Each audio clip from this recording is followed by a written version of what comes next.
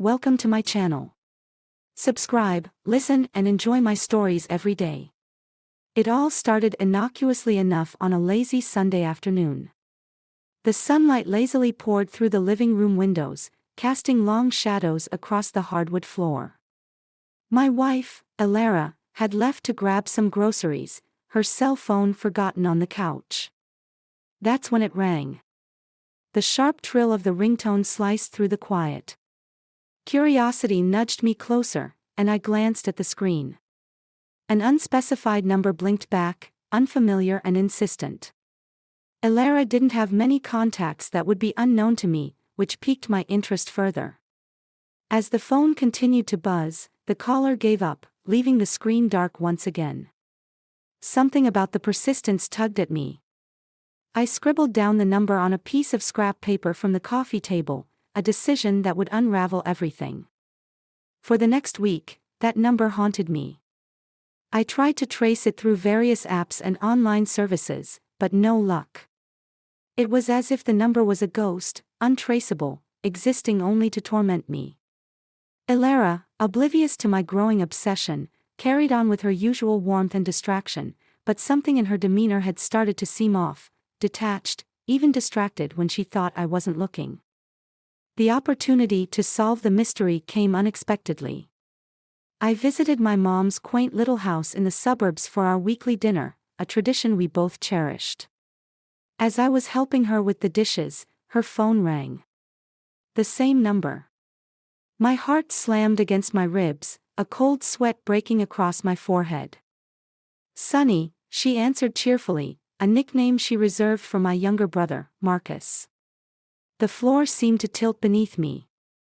Marcus had a different number, one I had memorized over years of quick calls and casual texts. I interrupted her gently, "Mom, can I see the phone for a second?"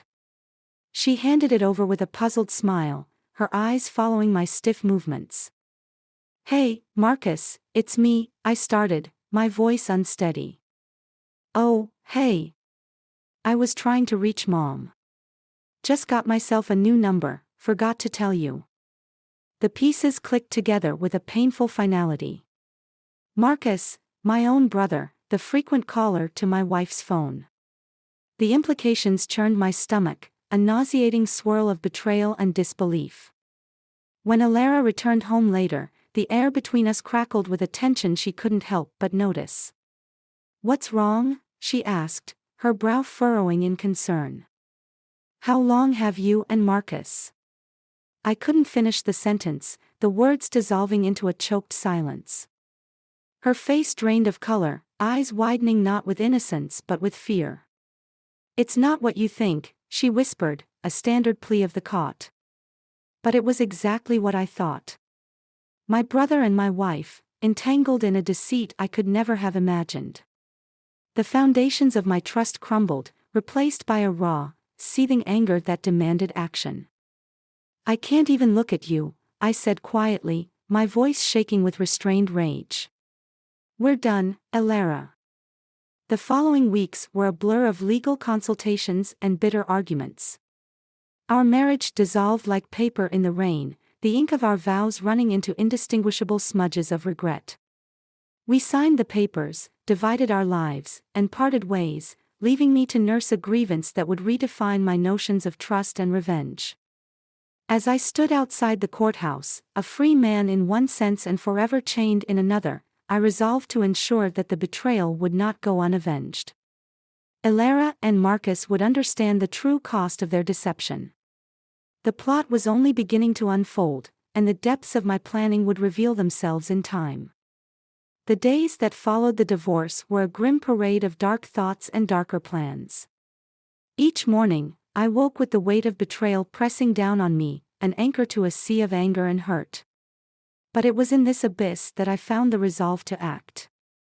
My betrayal wouldn't be the end of this story, it would be the catalyst for a meticulous revenge. One evening, as I sat brooding over a tumbler of whiskey, my phone vibrated sharply against the wooden table.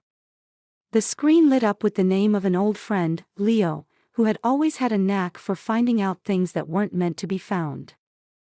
"Hey, Leo," I answered, my voice a gruff shadow of its usual self. "I heard about the split, man. Rough stuff. Anything I can do?" Leo's voice was a mix of concern and readiness, the tone of a man who knew when to step up. "I need information. Can you get me Marcus' schedule? His routines?" My request was met with a brief silence, a pause of consideration. "You sure you want to go down that path?" he finally asked, his voice lower. "Completely sure," I responded without a hint of doubt. It didn't take long for Leo to get back to me with details. Marcus was predictable, almost painfully so. Gym at 6 in the morning, office by 8, and so forth. A plan began to take shape, one that required precision and control. The next morning, I positioned myself across from his gym, a nondescript figure among the early risers. As Marcus exited, towel draped over his shoulder, his face relaxed in ignorance, I felt a surge of adrenaline. The proximity to my unsuspecting target sparked a mix of revulsion and anticipation within me. I followed him for days, learning his habits and patterns. My observations led to the discovery of his frequent visits to a cozy downtown cafe every Thursday evening, where he met with friends, his laughter echoing mockingly through my thoughts. This routine was my opportunity. I crafted a plan that was simple but effective. The following Thursday, I entered the cafe, a cap pulled low over my eyes. Marcus was there, laughing boisterously with a group. They didn't notice as I slipped a small, unmarked envelope under his chair before swiftly exiting the scene. Inside the envelope, Marcus would find a series of photographs, candid shots of him and Alara, moments of their betrayal captured in glaring clarity. Along with the photos, a note: "Did you think you wouldn't get caught?" I waited nearby, my heart pounding with a mixture of fear and exhilaration. The moment he found the envelope was visible even from a distance. His laughter died abruptly, his face draining of color as he rifled through the contents. His eyes darted around the cafe, paranoia taking root. I savored the shift in his demeanor from cavalier to haunted. As he rushed out of the cafe, clutching the envelope, I followed at a distance. The initial phase of my plan had unfolded perfectly, planting the seeds of discomfort and fear. As I watched him disappear into the night, his hurried steps a stark contrast to his usual swagger, I knew this was just the beginning.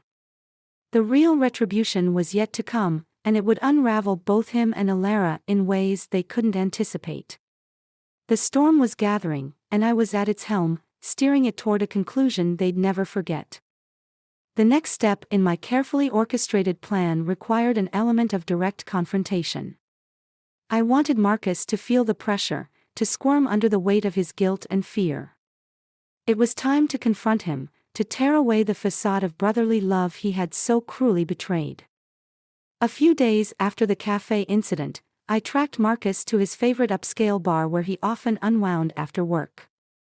The dim lighting and plush interiors provided a stark contrast to the turmoil brewing within me as I stepped inside. My heart pounded with a mix of dread and determination. I spotted him at the bar, nursing a drink, his eyes occasionally darting to the door with a newfound paranoia.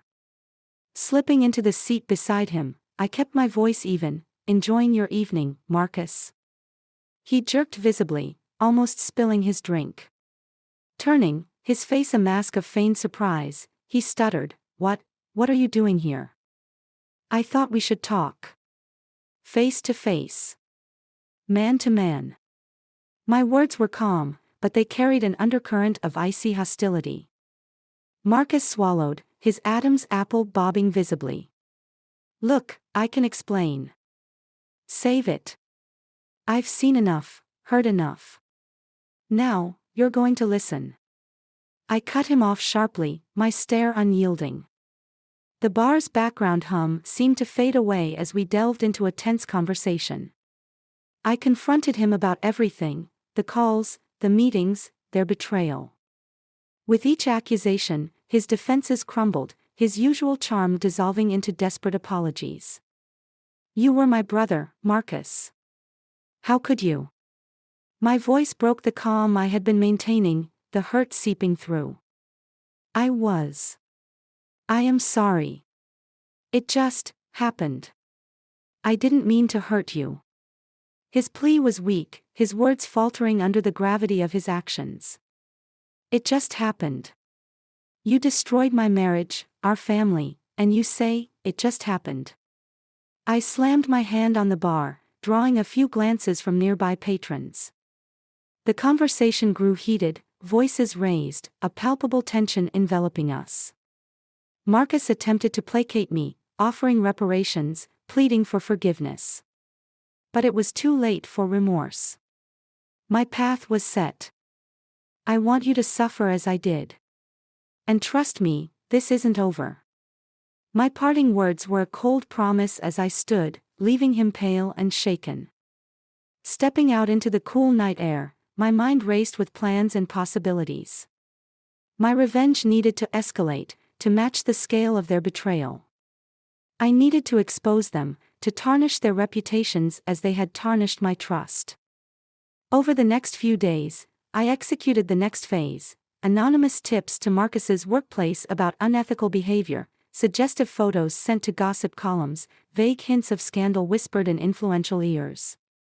My network of contacts, gathered over years in business, proved invaluable. As the rumors began to circulate, gaining momentum, I watched from the shadows. Marcus's career, his social standing, his peace of mind, I targeted them all. Each piece of his life that unraveled brought a dark satisfaction, a vindication of my actions. The repercussions of my campaign were not long in coming. Marcus faced inquiries at work, his professional integrity questioned. His social circle, once a fortress of support, began to crumble under the weight of suspicion and scandal. Through it all, I remained a specter at the edges of his life, ensuring the waves of doubt and disrepute never ceased. The seed of destruction I had planted was blooming, its dark petals unfolding day by day. As I lay in bed each night, the silence of my apartment a stark reminder of the life I had lost, I felt a complex mix of triumph and emptiness. The revenge was sweet, but it was also bitter, a relentless reminder of everything that had led me to this point. The battle was far from over, but the lines were drawn, and I was committed to seeing this through, no matter the personal cost. The echoes of betrayal would resonate, a constant dark harmony to my orchestrated havoc. The final act of my vengeance unfolded on a stormy evening. The clouds hung heavy with the promise of a tempest, mirroring the darkness that had taken root within me. My plans, woven with precision over weeks, were set to culminate tonight. Marcus and Alara would face the full force of the storm I had conjured. I invited Marcus to meet me at a secluded cabin under the pretense of a truce, a chance to clear the air and move forward. The irony of the location, a place where we had once shared brotherly secrets, was not lost on me. It was here that I planned to expose them completely. As the rain began to lash against the windows, Marcus arrived, his figure a silhouette against the fury of the storm. He stepped inside, soaked and wary, his eyes searching the dimly lit room. "Thanks for coming, Marcus. I think it's time we put everything out in the open," I said, my voice calm, belying the anger simmering beneath. "I agree. I want to make things right, somehow," Marcus replied, his voice tinged with a hope that was soon to be shattered. Without a word, I clicked on the light switch, revealing a large screen set up at one end of the room. His confused look turned to horror as images began to flicker on the screen, photos and videos of him and Alara, undeniable proof of their deceit, gathered from hidden cameras I had planted. "What is this? How did you?"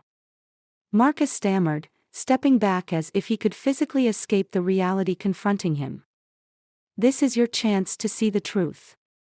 Our family, friends, everyone. They'll all see this soon enough," I said, my voice icy. "You can't do this. Think about what it'll do to everyone involved." Marcus was panicking now, his composure shattered. "It's too late for that. You should have thought about it before," I snapped back. As Marcus pleaded, I felt a grim satisfaction. This was the reckoning. The door burst open, and to Marcus's shock, Elara stood there, brought by a mutual friend who had been in on my plan, unaware of the role she was about to play. Elara, tell him. Tell him it's over, I demanded, my gaze locked on her.